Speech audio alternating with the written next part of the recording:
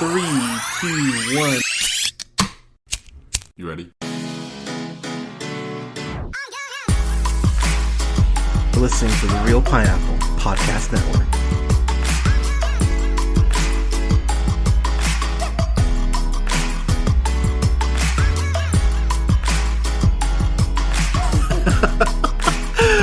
Good evening, everybody. Thank you so much for listening. This is the Real Pineapple. This is Hunter here. I hope you're having a great start to your week. By the time you hear this, it'll be February the 1st, so happy Black History Month. And oh, what a way to start Black History Month. I just realized this will hit at midnight, so womp womp. So I have a review here for Fatale, which is a movie that exists, and I'm gonna be honest with all of y'all. I am so happy I get to talk to you about this, because this movie, to call it insane is an insult to insane. This movie is batshit crazy, and I really want to know what the process of this was, but here we are. Anyways, so this movie stars Michael Ealy and Hilary Swank. Michael Ealy, of course, you know what's weird is Michael Ealy is almost turning into that brother for movies like this. Like he did the Perfect Guy, where he is the crazy one stalking Sana Laftan, where he's stalking her, which I was like, my God, this movie. I never reviewed it, but I definitely watched it and remember thinking, this is fucking nuts. It's stupid, but it's fun. And then if you haven't seen it, he did that movie with Megan, where he started with Megan Good, that movie called The Intruder, where Dennis Quaid is the one who is stalking them. So what I appreciate about this, so David Lowery, he has written, this is kind of his bag, this genre, this almost scaring black people subgenre that he has. It's really weird what he's written. So he wrote Star Trek V, The Final Frontier, which I can't believe he wrote that. He wrote Passenger 57, which I fucking love. He wrote Money Train, and Tom and Huck, which is so random, back in 95. He didn't write anything for 13 years. And the first thing he came back with was Lakeview Terrace, which is Samuel L. Jackson being an asshole cop, stalking this interracial couple, Patrick Wilson and Kerry Washington. Then he moved on to Obsess, which is Ali Larter stalking Idris Elba while he's married to Beyonce. And then we got Blindsided, which I do not know what that is. Oh, it's a Michael Keaton movie. I haven't even heard of. Oh, of him, Michelle Monaghan. I do remember that.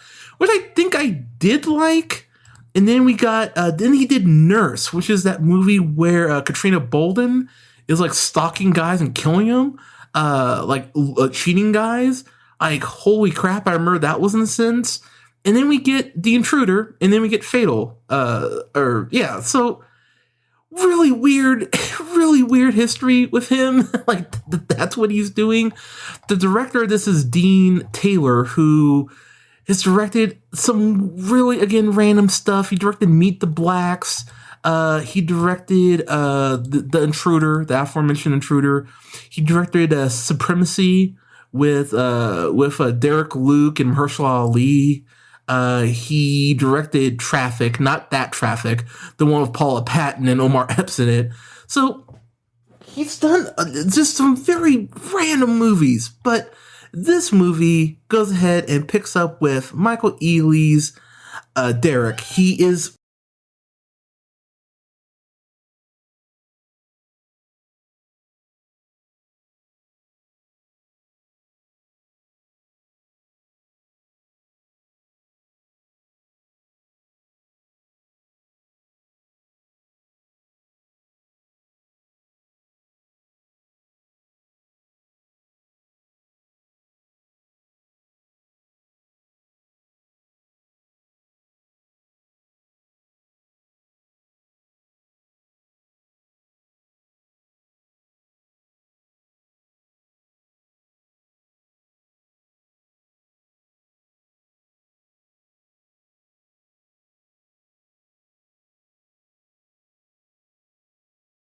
Yeah, Derrick. Derrick is a sports broadcaster. He, not broadcaster, pardon me, a sports agent. Him and his partner, I can't remember if you say it Rafe or Rafe. I think it's Rafe, played by Luke Cage himself, Mike Colter. Love that dude. So here's the thing about this movie. This is an 80s thriller. That's exactly what it is. It knows exactly what it's trying to be. It is cheesy as hell. And at the end of the day, that's okay. If you know you're supposed to be just a cheesy piece of crap, lean into that. Don't, to quote the was it 99 or the 2000 Shaft film, you're a two-bit drug dealer. Stick to what you know. This movie knows exactly what it is. And I have to say, the part that surprised me the most, Hilary Swank is Hilary Swank. I know it actually hasn't been that long. She was just in that Netflix show that unfortunately got canceled. But Hilary Swank is one of those actresses just off $1 Million Baby and Boys Don't Cry Alone. She's an incredibly special actress. I really don't think she gets enough credit for how great she really is most of the time. I Am Mother, that's what I was thinking of. But when she's been on BoJack as Joey, I thought she was great on there. Hilary Swank can still, I believe, be a incredibly efficient actress. Again, 2-time Oscar winner. Like, let's not forget that. She knows what she's doing.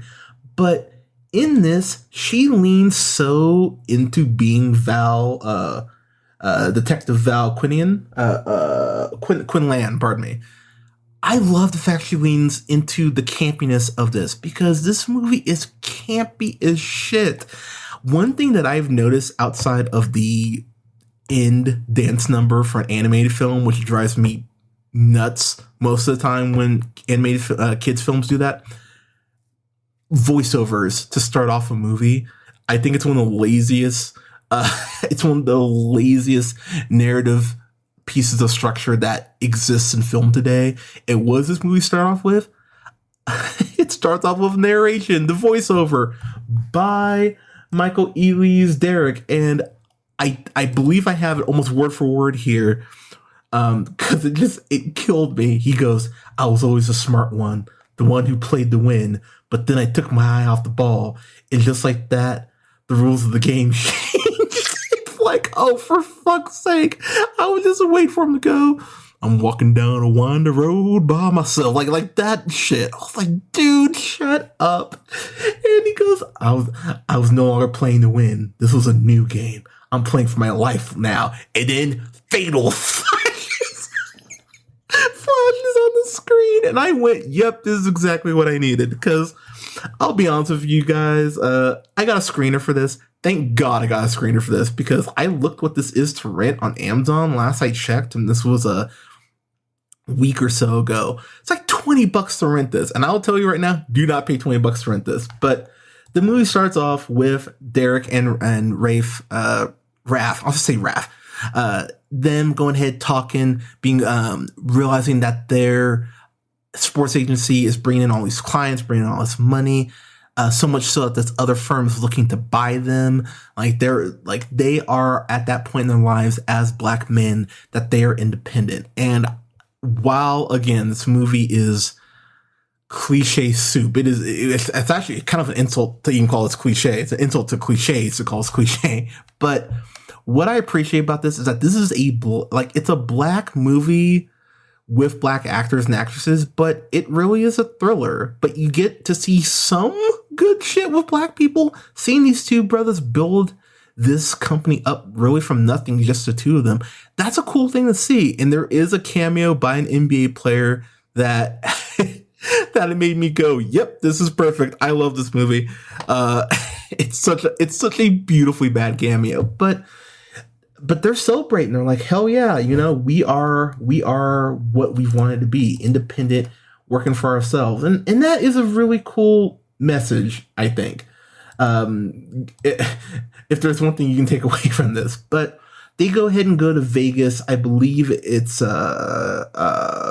I can't remember why they go to Vegas. It's for a bachelor party, I want to say. So they go ahead and go to Vegas. Derrick is having relationship issues with Tracy, who's his wife, played by the Damaris Lewis, who I remember as Odetta from Black Klansman. So I was like, oh, it's cool to see her. And Jasmine in Pose. If you haven't seen Pose, well worth your time if you haven't watched Pose. But watching them together, I thought they actually had really good chemistry, go figure. The thing that made me laugh is that she's very much playing that kind of that stereotype black woman where it just feels like she's getting angry at him at points really for no reason. And I'm just like, oh, could we like not just do that with her? Unfortunately, the relationship doesn't get much more defined than their tension, which I would have liked to have seen maybe some flashbacks of them happy before we kind of got off on this road here. But the movie just kind of bypassed that. So, whatever. But, they're toasting everything they've built. So basically, Derrick meets Val on this dance floor in Vegas. They have the confrontation on the dance floor. What are you doing here? And they're actually, he meets her at a bar. And they're kind of flirting and, they go out in the club and starting to dance. I have to say, too, Rafe is such a shitty friend because Derrick confides in him before they go out to this club and kind of go to get their, as the kids say, their swerve on. I know the kids don't say that anymore, but they go out to the dance club, go and have some fun. And Derrick is confiding in Rafe, like, brother, I'm hurting. Me and Tracy, we're not getting along. The marriage just hurts and da-da-da. Like, he's really confiding to him, like, in a very emotional way. And Rafe's advice is, take your wedding ring off. Like, for tonight, you are not single. Which I went, that's not how being married works, brother. Like, that's not, you don't just get a hall pass whenever the fuck you want. Like, I was really irritated by that. And the fact that Derrick had so little pushback on that, I get he's stressed, but I'm like, dude, come on now. So that was something in particular I kind of rolled my eyes at. But goes ahead and meets Val. They kiss on the dance floor. Derrick ends up sleeping with her. And this is the moment I went, oh, you dumb fucking fool. Derrick wakes up the next morning. She's all, like, hey, like, how'd you sleep? That fun stuff. So here is where I went, you need to fucking leave. She goes ahead and wakes up and is trying to find his phone to go ahead and sneak out. And she wakes up and he goes, oh, hey, where's my phone? I can't find it. She goes, oh, I put it in the room safe because I didn't want you leaving without saying bye. And he's kind of like, the fuck? Okay. And then, you could have put it on your side of the bed. That would have probably sufficed. But she goes, I think I might remember if you come over and fuck me again. Like he even goes, I've got to fuck it out of you. And she goes, well, if it's not too much trouble. Now, I'll be the first to admit, 1, hotline. I was like, damn, okay. 2, if you're him, you've already cheated. This is one of those times where your brain should go, oh, hey, red flag. Nice to meet you. The fact she's already willing to lock up your fucking phone, that screams clingy AF, as the kids would say. And yet, he goes, oh, well, I'm here, might as well, and fucks her again. And I was like, well, you're really dumb. Why the fuck would you do that, you doofus? So, of course, the other thing is, too, he gets his phone back, and they never, at any point, show him go through his phone. I'm sorry, if you pass out and she's willing to lock up your phone, maybe she's putting a tracker on your phone, maybe she put her number in your phone, like you kind of need to, you kind of need to go, maybe I should look at my phone, but he never does. So the whole plot then is that someone breaks into him and Tracy's house, and then the person who's assigned to the break-in, guess who? It's Val. And if that is too much of a coincidence for you, the rest of the movie might make your head explode.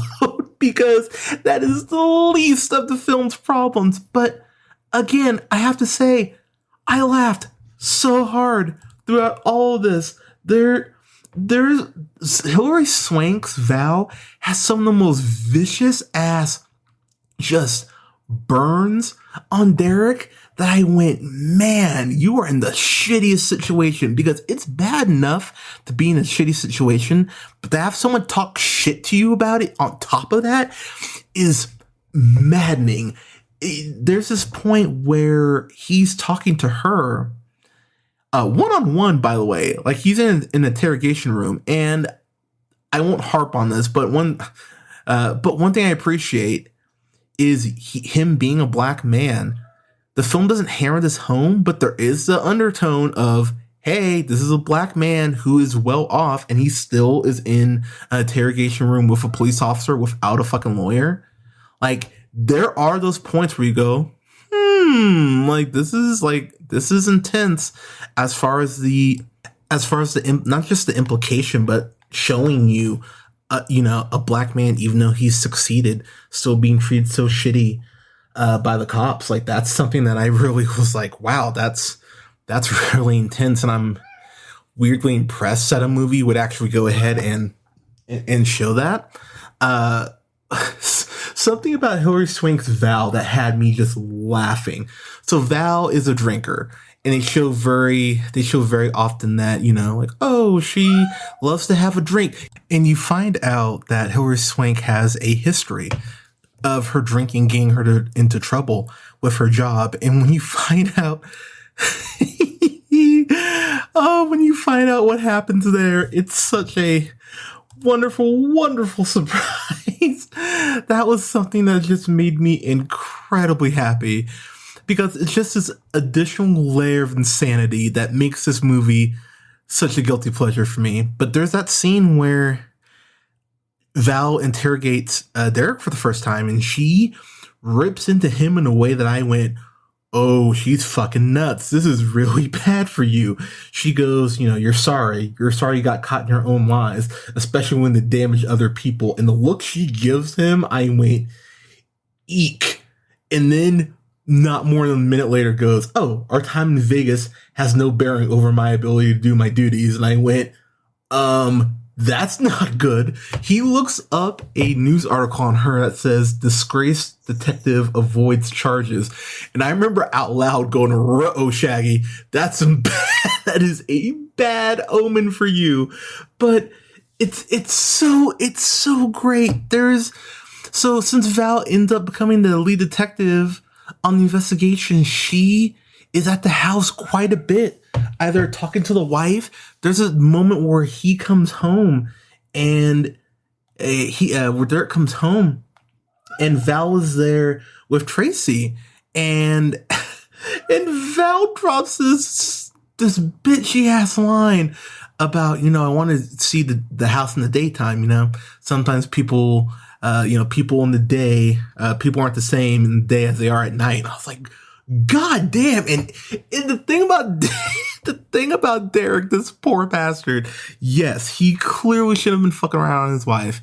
I will personally say I don't think it's as bad as how it is, and I'll let the movie explain why I don't think what he did is so bad.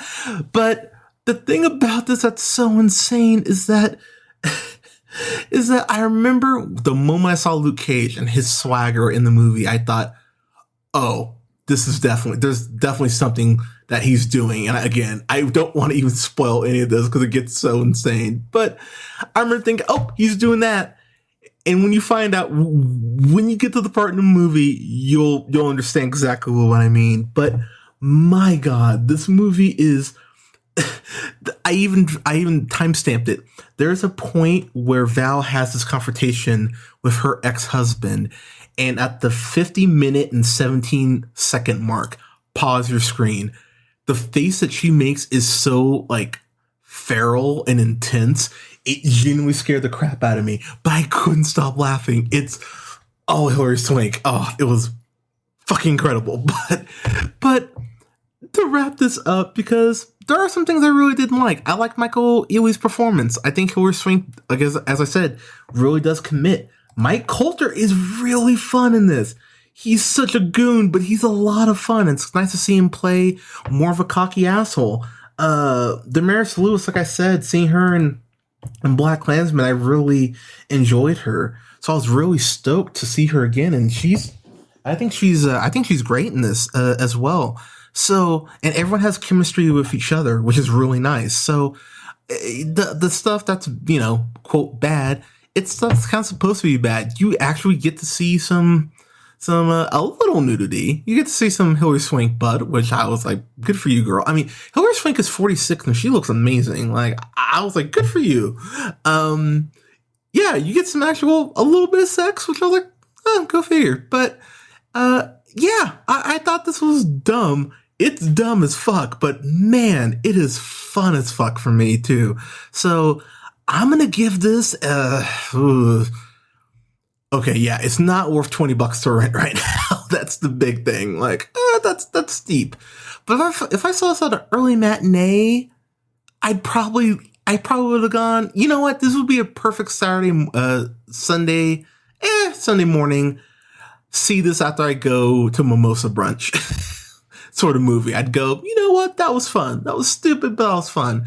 So I'm going to give this a B minus. Seems too generous. Damn, I'm really genuinely kind of torn on my grade. Damn. You know what? Fuck it. I'm going to go B minus. I can't believe I'm giving this a B minus. But I had fun with this. And like I said, it's dumb enough to be fun. Watch this with a group again when it's safe to, and roast it and have fun. I enjoyed this. So, I mean, I will buy this on Black Friday when it's like $10. Like, this will be a perfect $10 movie for me though. But yeah, I enjoyed this. It's fun. But, Fatal, have you seen it? What'd you think? Let us know in the comments. You can go ahead and like both our pages on Facebook at The Real Pineapple and Real Pineapple Games. Follow yours truly on the Twitter at JHunterRealPineapple. Follow Scott on Twitter at Nearman1st.